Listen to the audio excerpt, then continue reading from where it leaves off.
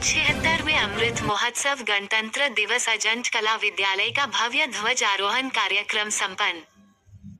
मुंबई आज 76वें अमृत गणतंत्र दिवस को लेकर गोवंडी गौतम नगर स्थित डॉक्टर बाबा साहेब आम्बेडकर गार्डन में ध्वजारोहण कार्यक्रम का आयोजन किया गया। उल्लेखनीय तौर और ध्वजारोहण कार्यक्रम में मुख्य अतिथि के तौर पर स्थानीय सपा विधायक अबू आसिम आजमी, युवा नेता मतिन खान बड़ी संख्या में अपने समर्थकों के साथ कार्यक्रम में उपस्थित हुए।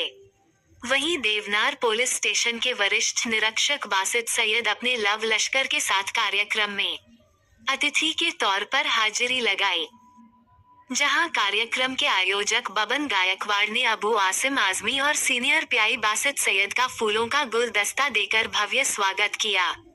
वहीं प्रभाग क्रमांक 140 में आयोजित ध्वजारोहण कार्यक्रम में संस्था के अध्यक्ष बबन गायकवाड़, आनंद महास के सचिव किरण गायकवाड़, वरिष्ठ समाज सेवक गुलाम खान, डॉक्टर रहमनी, सारिका शिंदे वरिष्ठ समाज सेविका ने कार्यक्रम को सफल बनाने के लिए बड़े पैमाने पर योगदान दिया। दूसरी ओर वरिष्ठ पुलिस निरीक्षक बासित अली सैयद के हाथों दक्ष पुलिस कर्मियों, सामाजिक क्षेत्र में उल्लेखनीय योगदान देने वाले समाज सेवकों का सम्मान पुष्पगुच्छा देकर किया गया। 26 जानेवारी आहे, काय सांगणार आपल्या गणतंत्र दिवस निमित्त जे कार्यक्रम झालेला आहे तिकडे? रिपब्लिकन डे हा पूर्ण देवनार परिषदेच्या हद्दीमध्ये ठिकठिकाणी लोकांनी उत्साहामध्ये साजरा केलेला आहे आणि लोकांमध्ये असा उत्साह म्हणजे जनजागृती त्यांच्यामध्ये होते, ही फार चांगली गोष्ट आहे।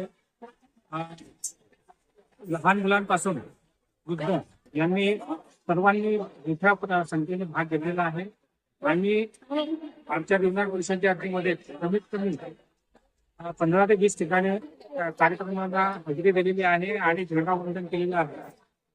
प्रजासत्ताक दिनानिमित्त सर्व देवनार वासीय यांना मी फार फार शुभेच्छा देतोय आणि त्यांनी ज्या ठिकाणी जर अघटित घटना बघत असतील, काय त्यांना असं संशयास्पद वाटत असतील, त्यांनी आम्हाला इन्फॉर्म करू शकतात आणि त्यांच्या संरक्षणासाठी देवनार पोलीस सदैव तत्पर आहे। हे भव्य कार्यक्रम झालेला आहे। डॉक्टर बाबासाहेब आंबेडकर यांनी 26 जानेवारी 1949 रोजी भारत देशाला संविधान अर्पित केलं। त्याला 75 वर्ष पूर्ण झालेले आहेत आणि त्याचा अमृत महोत्सव भारत वर्षामध्ये सर्वत्र मोठ्या प्रमाणात साजरा होत आहे। विशेष असं आहे की जगामध्ये सर्वात मोठी आणि अनेक जाती धर्म पंथ भाषा अशा विविधतेने नटलेल्या भारत देशाला एका मालिकेमध्ये गुंफून ठेवण्यामध्ये गेली 70 वर्ष 75 वर्ष हे संविधान सक्सेस झालेलं आहे। या संविधानाचं जगभर कौतुक होत आहे आणि जगाला एक मोठा आदर्श आहे की अनेक जाती धर्म पंथ अशा विविधतेने नटलेल्या देशाला एका संविधानमध्ये बांधून ठेवलेलं आहे। आपण जर पाहिलं तर जगामध्ये अनेक देश असे आहेत की त्या देशामध्ये एकच धर्म आणि एकच भाषा एकच प्रांत असताना सुद्धा त्या देशामध्ये लोकशाही टिकत नाही। लोकशाहीवरती बरेच वादविवाद होतात, अनेक वेळा अनेक अनैतिक प्रकार सुद्धा घडतात।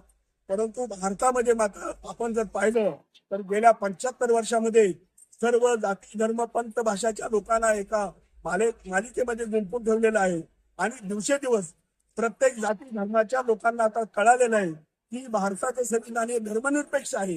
हे संविधान हे सांगतं की प्रत्येकाला त्यांच्या धर्माचं स्वातंत्र्य आहे, परंतु ते स्वातंत्र्य माझं तुमच्या घरामध्ये आहे, तुमच्या समाजामध्ये आहे, परंतु त्याचा तुम्ही अतिरेक करून दुसऱ्यांना त्रास होईल असं तुमचं कुठलंही वर्तन असता कामा नये। प्रत्येकाला व्यक्ती स्वातंत्र्य आहे, भाषण स्वातंत्र्य आहे, धर्म स्वातंत्र्य आहे, परंतु त्या धर्माचा त्या स्वातंत्र्याचा अतिरेक होता कामा नये की जेणेकरून दुसऱ्या लोकांना त्रास होईल। परंतु गेल्या 10 वर्षामध्ये जर आपण पाहिलं तर थोडं काही अवस्थामध्ये जातींचा अतिरेक होत आहे। हे खऱ्या अर्थानं लोकशाहीला घातक आहे, कारण या देशामध्ये जी लोकशाही दिलेली आहे धर्मनिरपेक्ष लोकशाही 395 कलम आहेत। 395 कलमामध्ये खऱ्या अर्थाने डॉक्टर बाबासाहेब आंबेडकर यांनी समता स्वातंत्र्य बंधुत्व आणि सामाजिक न्याय याची पेरणी केलेली आहे। आणि असा हे संविधान खऱ्या अर्थाने संपूर्ण जगाला आदर्श असं संविधान आहे. आपण जर पाहिलं तर जगामध्ये सुद्धा आज सुद्धा ज्यावेळेस न्यायालयीन प्रक्रिया असतात आणि त्यांच्यामध्ये अडचणी निर्माण होतात